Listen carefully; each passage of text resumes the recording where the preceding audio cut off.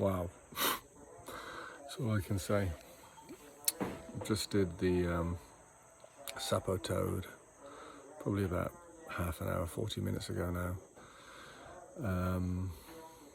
It was pretty much the whole group did it. It was an optional extra, but it was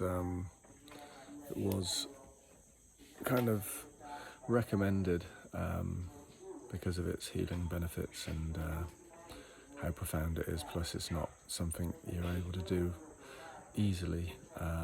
It's not in other places. It's not something that retreats in general offer. So yeah, it was something that I had reservations about doing because I don't like smoking at the best of times. I don't like anything other than fresh air in my lungs. And also I just thought it might be a bit too much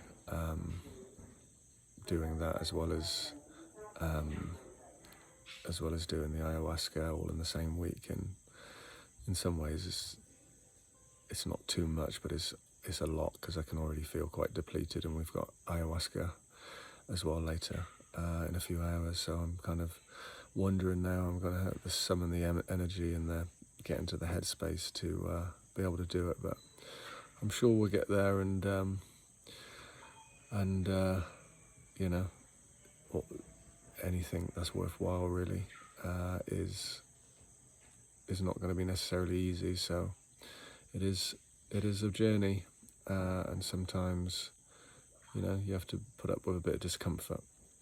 So just to describe it, well, first of all, what it is, the Sapo toad from Sonora, which is an area which covers the Sonora Desert, covers parts of the United States, around Arizona, and also you know, the border area as well of Mexico. So it crosses from Mexico into the United States, and this toad is found there. It spends 9 months of the year underground and comes out in the rainy season for 3 months, and it has poison glands on its predominantly on the sides of its neck and its hind legs, and obviously it's a defense mechanism. But somebody probably 40 plus years ago, during the 60s or 70s, realized somehow, I don't know how people come up with these ideas or discover these things, but realized that if you dried out the poison on glass and let it crystallize, and then you heat it up so it turns into smoke, and then you inhale it, that it causes this mega ride. Ride's not the word, but it causes this experience. And so, yeah, here at the Arcana retreat, the owner is Mexican, and he's a very soulful guy that's here involved with everything. He's got three other retreats as well. Another one in Peru, in the Sacred Valley near Cusco, and then another one in Mexico somewhere. And he, through his knowledge and association of this stuff, provides this medicine here. So basically, it's the poison from the frog is a form of DMT, but it's something called 5-MeO DMT, which is not the normal DMT that is found in ayahuasca, for example, and what people smoke as well, and that gives its own experience. And this experience is slightly different. It's different. It's not different from smoking normal DMT. So my description of it, what happened with me, I found it very hard to inhale. You have to you have to exhale and expend all the air in your lungs, or clear your lungs as much as you can, and then slowly take it in through a tube. You're sucking through a tube, and it's coming out of a glass flask. That's where it's been essentially vaporized, and the smoke fills the glass, and then you have to essentially tug it down slowly and steadily as much as you can. And then if you're struggling a little bit, because it is quite harsh on the lungs, and it was really harsh, especially for me, because I'm not a cannabis smoker or a tobacco smoker, or I don't smoke anything, and I've never been into any of it. Yeah, it was pretty difficult and harsh for me to get it down and to get it in, but he kept telling me to take a little breath and take more in, and suck it in a little bit more, and suck some oxygen in, and then take it more in, and I did. And then then you're on a mat where you're sat up, taking it, and then you are helped gently back as you start to take off, essentially. And it's like a rushing feeling, it was like all white kind of spots and stars, and like really kind of happening quite fast, a real sensation of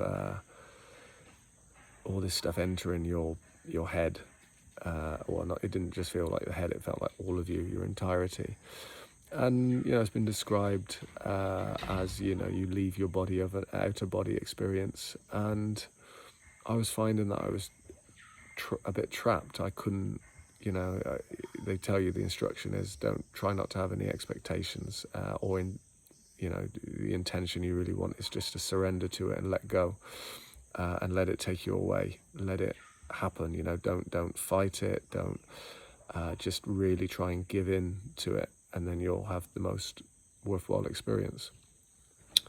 And I thought I was getting quite good at letting go after the ayahuasca and a lot of the work that I've been doing, through meditation and stuff, but clearly there's still a part of me that struggles to do that.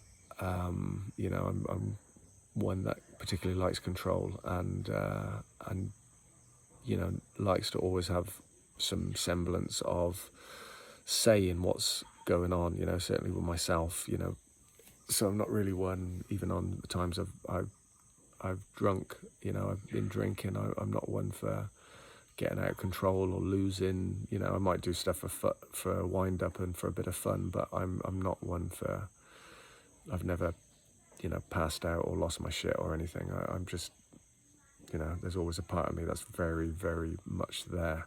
And it was the same with this. I certainly was not out of body. I was kind of somewhere between the two, I could feel myself being lifted, and I could feel light. I could see light, and I could feel light, it's as if I was in the sun.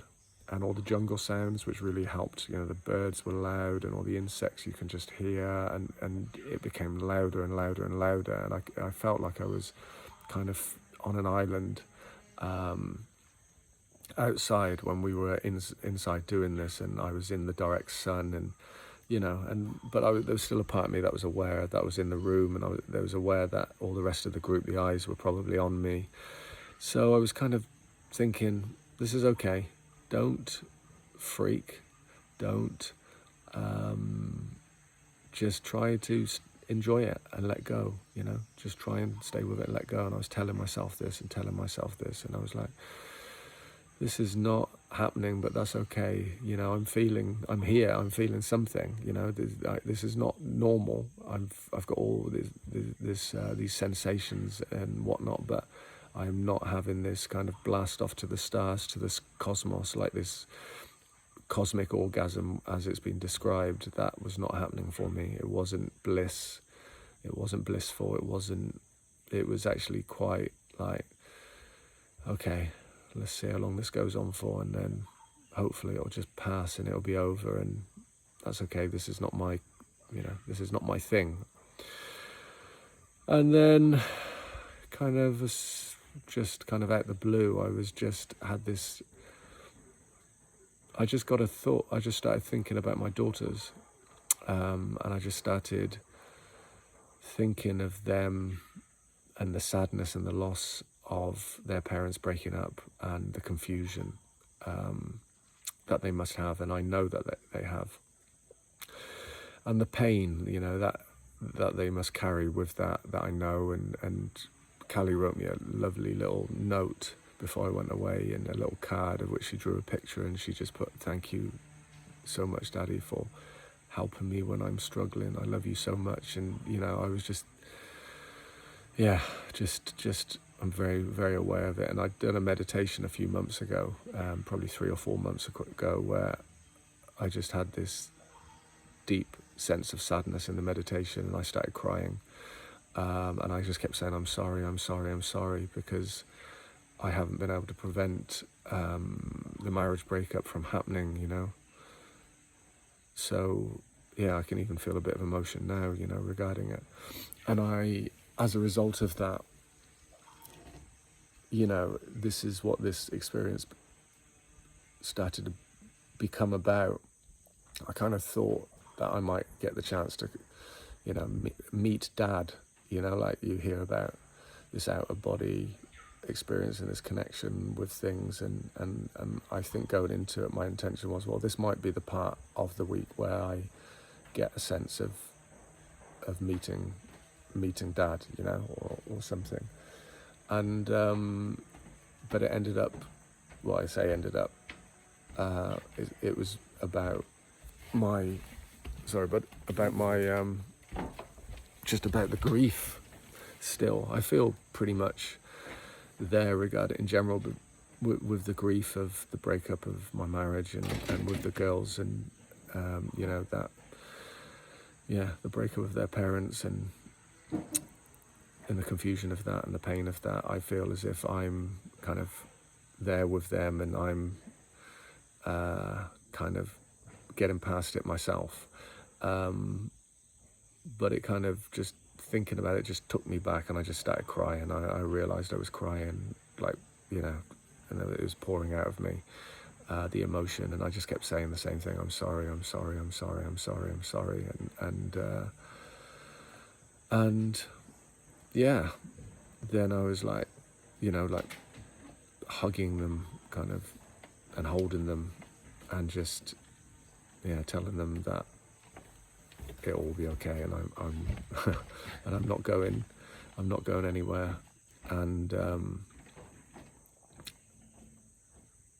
there for them. Yeah, I love them, and I'm there for them. And it was, you know, I was just in tears, but then there was calm, and I just had this sense of kind of being with them and holding them, and protecting them. And then right at the end, you know, I thought it was, I kind of sat up and had my eyes open, and I was looking around at the group, and I was like, this is over. And I was looking at somebody else that was going through it, and just wanting them to have a good experience and for them to get some healing. So again, I thought it was over. And then it just hit me. It was like, I thought of Dad, and the sensation that I got was, he was just saying to me, he was like trying to stay out the picture. He was like, listen, concentrate on them. Concentrate on your kids. I'm okay.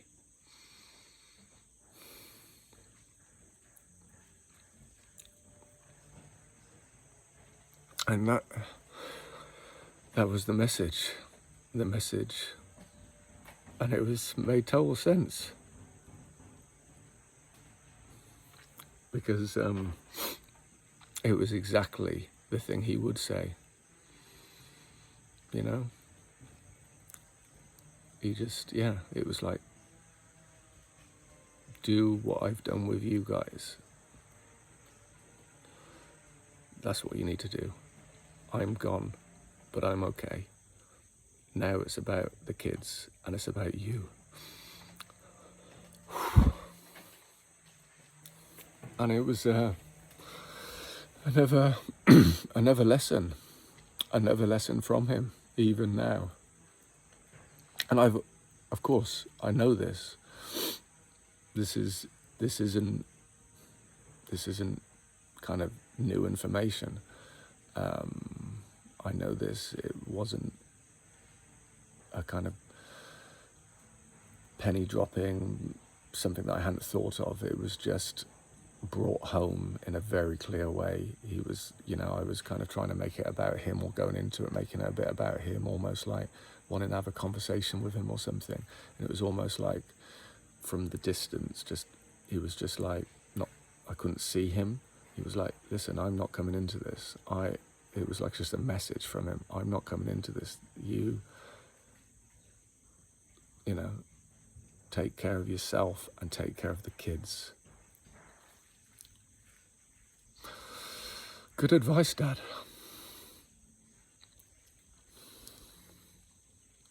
Anyway, this is emotional stuff, as you can see, which is all good, which is what it's about. Everybody has been extremely emotional. Everybody's been, had a mixture of tears and joy and happiness, and it's hard work, but it's really important, and it's really healing, and it's not about hanging on to pain, or it's about letting it out. It's about understanding. It's about understanding what's going on with yourself, what's important, and it's powerful stuff. And anybody that thinks of these things as just kind of taking drugs or something, it's just really is not that. That's all I can say. It really isn't that. It's not. I've never been into drugs. This is genuinely spiritual and mental health medicine that is connecting and good for the soul, and when done in the right environment, and this is exactly the right environment, with the right people that understand it, that take care of it, that do it ethically, that have the experience, the know-how, the knowledge, the wisdom, it's massively helpful. And not just for grief, or for loss of relationships, which is a form of grief, but for whatever is bothering you, is staying with you, is holding you back. And I'm not recommending to do this. I'm not saying for anybody to do this, and I don't have the feeling. I'm certainly in no rush to do that again. It wasn't comfortable. It wasn't nice. I feel I got from it what I needed to get from it. And that's it. It's like line drawn underneath this one. I'm sure I'll have more contemplation and thoughts that drop in, as the days and weeks and months unfold. This is an ongoing thing, in terms of revelations and understanding and healing. But it really, really gets to the point of things, and gets to the nub of things, and opens you up in ways that you just would never, ever imagine possible. So, yeah, that was my Sapo toad experience. Thanks.